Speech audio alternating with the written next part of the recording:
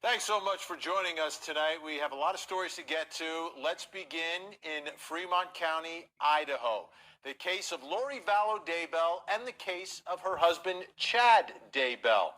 Originally, we were talking about two separate trials.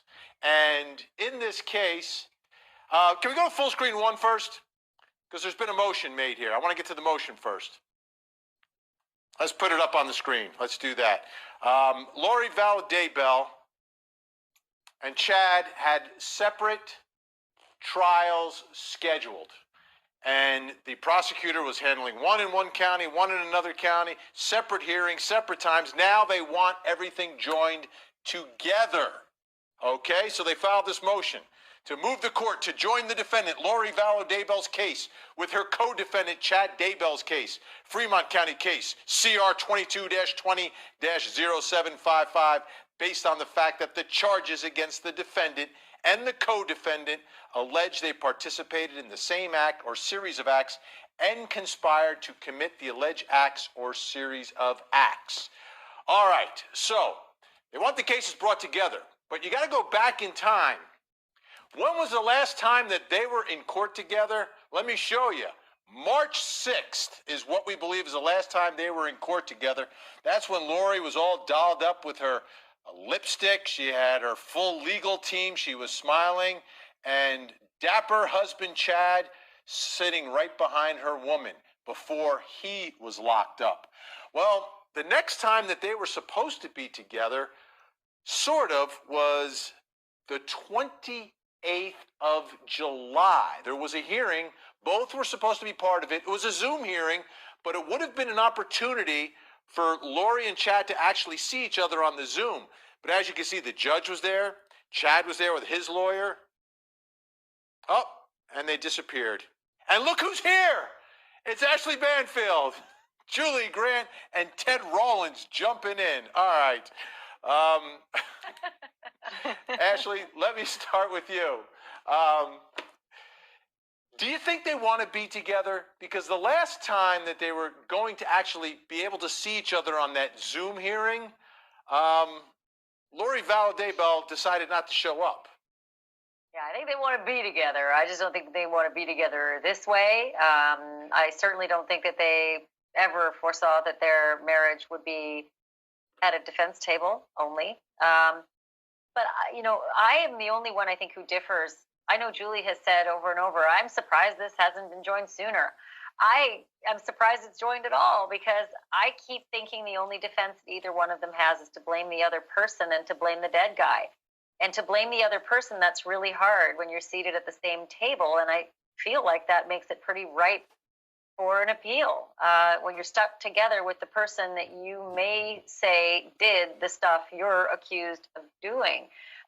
But then again, the evidence certainly does support what Julie says, and that is that, for God's sake, they look like they acted in concert all the way through. They lied together to their best friend, Melanie. They lied together to the police and said the kids are down, or at least JJ's down in Arizona. And so this is a really tough one, but it certainly does save the state of Idaho a whole bunch of money, doesn't it? Oh, it certainly does. You have one trial. And this is the way, Julie, it's generally done. Co-defendants are generally tried together unless there's some legal issue or problem that one will be prejudiced because they're at trial with the other. I'm sure they'll try to get them severed, but this is advantage prosecution if the judge grants this motion. Absolutely, Vinny. It's proper. I read through the memorandum that the state attached to their motion for joinder. It is very well done, very thoroughly argued. They talk about all the different things. Like, for instance, if these cases are tried in front of separate judges, and these judges make different rulings on the same piece of evidence that the state of Idaho is going to introduce, that's problematic. Think about the witnesses, the undue burden it puts on them, and then the family members of JJ and Ty Lee, and how they want to be at these hearings. They would have to be at both hearings or maybe in the same place at the same time, which is impossible. So this motion is totally proper. The court should grant it. And then things go to the defense, to Ashley's point, to see whether they want to sit together at the same table. They may file a motion for severance, depending on what their defense is, Vinny. If they want to point the finger at Uncle Alex, and they may want to sit by each other and have some visiting time together and do the doomsday defense as a couple. Who knows? We shall see. Yeah, well, they did have some jailhouse calls before Chad was locked up. Let's take a listen.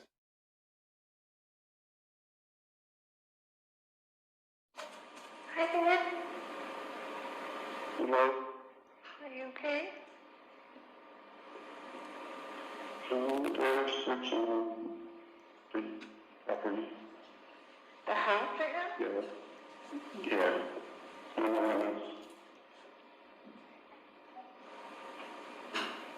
So Mark means we'll be talking to you. Okay. What, are they in the house? No, they're out in the property. Are they seizing stuff again? They're searching.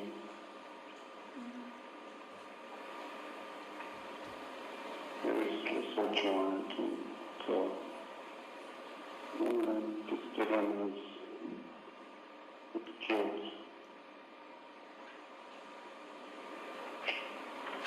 Okay. Ted, I don't know what to make. That's, it was a tough day for Chad. Obviously, he's about to be arrested. I think he knows it at that point. What are your thoughts about? There's two parts of this, right? I don't know if they understand that they could be locked up for the rest of their lives. First for this, and then perhaps for other charges. They may never see each other again. Do you think that at all plays into the equation of whether or not they want to fight this joinder motion? No, I think they will fight it. And I do think that there's been a break. I think that their best strategy, and I'm sure their attorneys are telling them this, is to blame it all on Alex and on the other. So Lori has to blame Chad.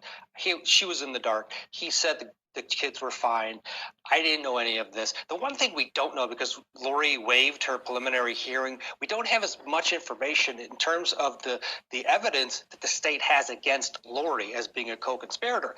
Now, the attorneys do, and that's what we'll likely see being brought out to sever, because they're going to have to say that there is a difference. And I suspect that you're going to get it from both Pryor and Means, the two attorneys representing the Doomsday Couple. I think the best picture we got of what the nature of their relationship was like was from Melanie Gibb, who was Lori Vallow's friend at one point, probably not anymore. Let's take a listen to her describing that relationship. Did you have occasion to witness Lori Vallow and Chad Daybell interact with each other? Yes, How did they interact with each other? affectionately. Okay, and when you say affectionately, what do you mean by that? Holding hands, hugging, light kissing. Okay.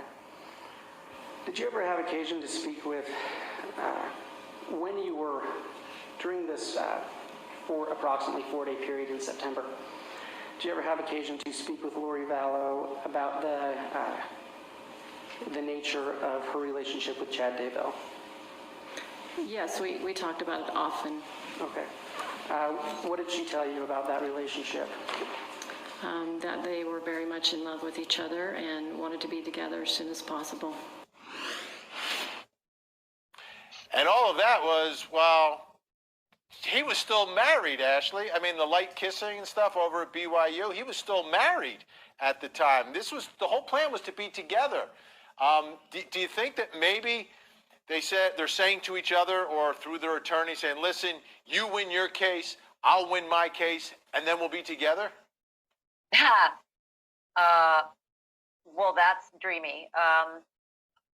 What I find so fascinating about this is Melanie continued on to testify that when she came to visit them, she and her boyfriend, these are adults, stayed in separate bedrooms. So these are very pious people. And so this is not easy testimony to give, that this couple was hugging and kissing and loving on each other while there was still a wife in the picture. And I think that will make it very contentious. And I think no jury is going to miss a minute of that contempt that Melanie Gibb has for how they were behaving and how the story ended up. I think that's really important. And quite frankly, I don't know what the heck these two are thinking at this point. I do find that phone call really, really interesting. And Vinny, I've heard it several times before, and I can't listen to it enough because Lori, you got to listen to it again at some point and really think about this. She seems a bit confused. They're searching right now. The house again? No, the property. Oh, are they seizing stuff? If she knows that there are dead children in the lawn, do you think she's going to ask if they're seizing stuff, or is she going to say, oh, I just think it speaks volumes. Her strange reaction speaks volumes about her knowledge of where those children are buried. Maybe she doesn't know. Or that's interesting, Julie, because then you could be at trial together. The jury hears the phone call, and it's helping one, but not the other. I wonder how comfortable, if these cases are joined, how comfortable either attorney would be pointing the finger at the other spouse. I mean, that would be such a strange dynamic in this case. Right, exactly. That's where the problem lies, right? Is whether they're going to point the finger at one another. And that's what we're going to find here, whether the court grants that motion to join and then whether subsequently we see some motions to sever filed. And I hope Mark Means is watching. What Ashley just said is brilliant. I mean, that is something he could use to defend Lori Vallow Daybell as to whether or not she had that knowledge of what had occurred, of what was buried in her husband's backyard. And who knows, the other side may make the argument that she is just so sinister and sociopathic and such a great actress that absolutely she knew, but she's going to pretend like she doesn't. So who knows? But that's really good. That's a good point, and everybody's going to have to be analyzing that audio, and that's going to be really, really tricky from an evidentiary standpoint. And that's why these lawyers have to methodically decide how they want to approach this case. They know what's coming in from the big long Daybell prelim in terms of what the state has. I mean, they really showed a lot of their hand. And we're still waiting to see if there are more charges coming. Remember that. That kind of hit me today when I saw the motion for joinder. I thought, okay. And then when they said this conspiracy was done to cover up the commission of a felony, and I started thinking to myself, well, okay, wait, is this an indication? Is this a hint here that more charges are coming? Don't know, but this will get very tricky, Vinny, from an evidentiary standpoint, depending on those audio tapes, what's introduced, and what the two defenses are when these two head to trial. And Ted, through the years, we've seen other couples, unfortunately, on trial together because it usually involves the death of a child. And I can't recall ever seeing any form of a split verdict. I mean, I've pretty much seen the parents get convicted. I think every time. I all day today I was trying to remember if there was ever a situation. Have you ever come across a situation where two parents tried and they see one parent one way and another parent another way? Well, we did have one on court TV with the Catherine McManawa case. The father of her child was found guilty, and there was a hung jury with her case. But you're right, most of the times they go down together. I remember Courtney Bell and Mr. McNabb.